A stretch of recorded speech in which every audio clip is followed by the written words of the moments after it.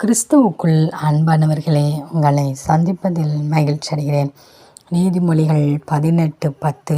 கர்த்தரின் நாமம் பலத்த துருகம், நீதிமான் அதற்குள் ஓடி சுகமாயிருப்பான். பிரியமானவர்களே, நம் தேவனாகிய கர்த்தருடைய நாமம் அது பலத்த துருகம்.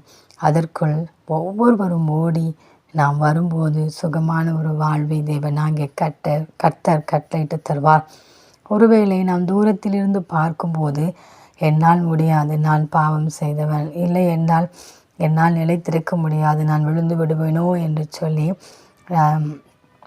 நாம் பின்வாங்கி விடுகிறோம். ஒருவேளை நான் முதலில் வந்து செய்து விழுந்து விட்ட பின்பு எல்லாரும் என்னையும் தேவனையும் குறித்து இழிவாய் பேசுவதை விட தேவனிடத்திலே வராமல் இருக்கிறேன் என்று சொல்லி காரணம் சொல்லலாம். அப்படியல்ல என் பிரியமானவர்களே, நம் தேவனாகிய கர்த்தர் அவ்வளவு இனிமையானவர். நாம் அவருக்குள் முழுமையாய் கடந்து வரும்போது அவருடைய நாமம் நமக்கு பலத்த துருகமாய் கடந்து வருகிறது. எந்த சூழ்நிலையும் தேவன் நம்மை விட்டு விலகாதபடி நம்மை அழைத்து கொண்டு நம்மோடு கூட அவர் காணப்படுவார். அதை ஒவ்வொரு நிமிடமும் நாம் உணர முடியும். கர்த்தர் நல்லவர் என்பதை ருசித்து பாருங்கள் என்று சொல்லப்பட்டிருக்கு. நாம் ருசித்து பார்க்க ஆசைப்படும் போதுதான் இனிமையான நம் தேவனாகிய கர்த்தர் நம்மோடு கூட இருப்பதை நம்மால் உணர முடியும்.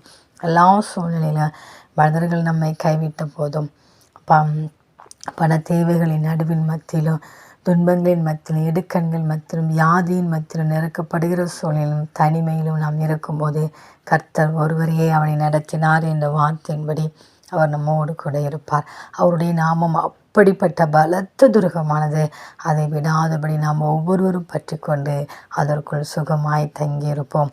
அந்த தேவனின் அன்பு கரங்களை நாம் பற்றி கொண்டு அவரோடு கூட வாழ்வோம். ஆமென்.